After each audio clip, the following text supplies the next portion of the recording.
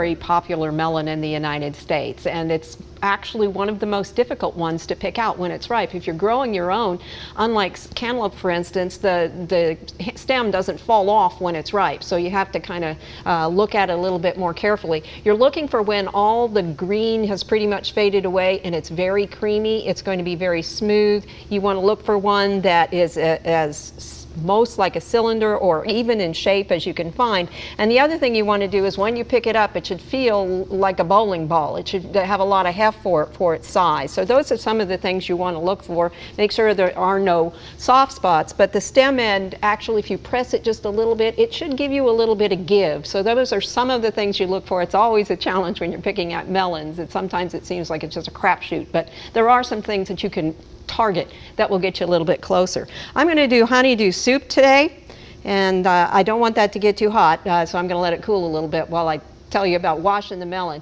Make sure that you do scrub it. You need a scrub brush anytime you use any kind of melon to make sure that you scrub it down well and then dry it.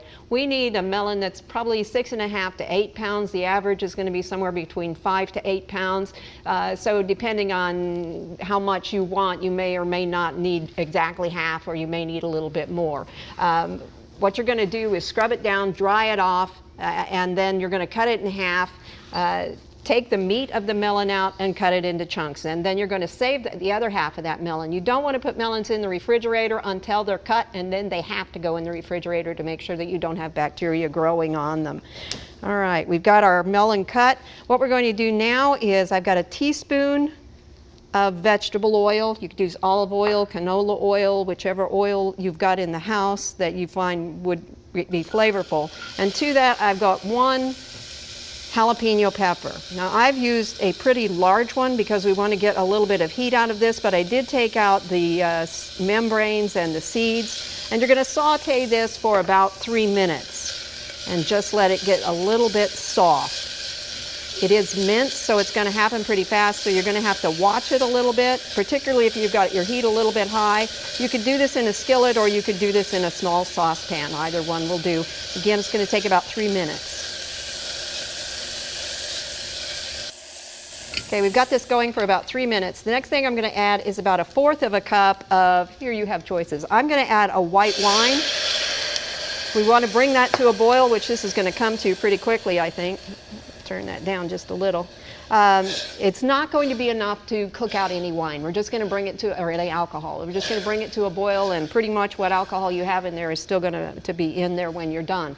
However, if you don't want to use alcohol, you can use apple juice or white grape juice. Either one of those would give you something that's also going to be really, really tasty. And depending on the audience for which you are preparing, that might be a better choice. All right, this one's up to a boil. We're going to turn that off. That's all we needed on that one. And we'll come back over here and add a couple of more ingredients to this. I've got 1/3 cup of fresh lime juice, and this is one of those times where it's really important that you have fresh lime juice. This should be about 4 to 5 cups of melon that you're working with. You could work with other melons if you chose, and call it cantaloupe or whatever kind of melon you've got. Watermelon might not quite work quite as well, but it would be worth a try if you've got a lot of watermelon. I've got 1 tablespoon of honey. And this you're going to be able to adjust as you go through the process. If you decide that it's not sweet enough when you're done, you can bump it up a little bit. I wouldn't add too much of it at the start. And then about 1/8 teaspoon of white pepper.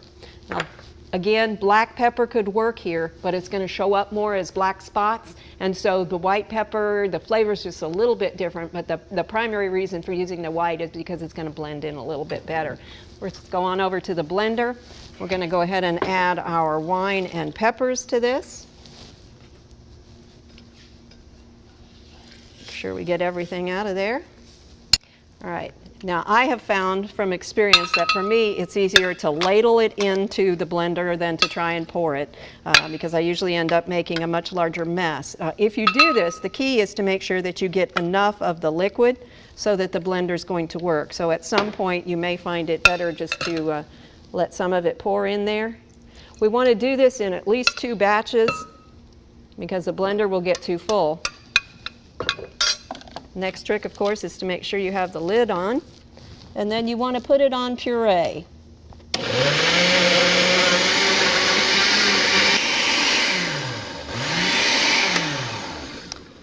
Doesn't take a long time to puree. Depending on your blender, you may need to let it go for more or less time. And then just put this into a big bowl, and you do the other half. Again, depending on your blender, you may need to actually do 3 batches. I think we can probably do it in 2 this time.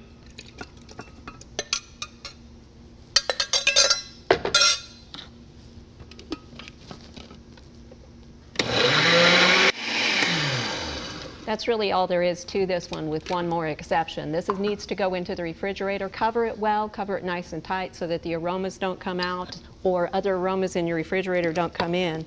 And then let it sit for at least 2 hours. And you're going to find that during that time the flavors blend together. You've retained the vitamin C and the other nutrients that are going to be in your cantaloupe because we haven't heated that.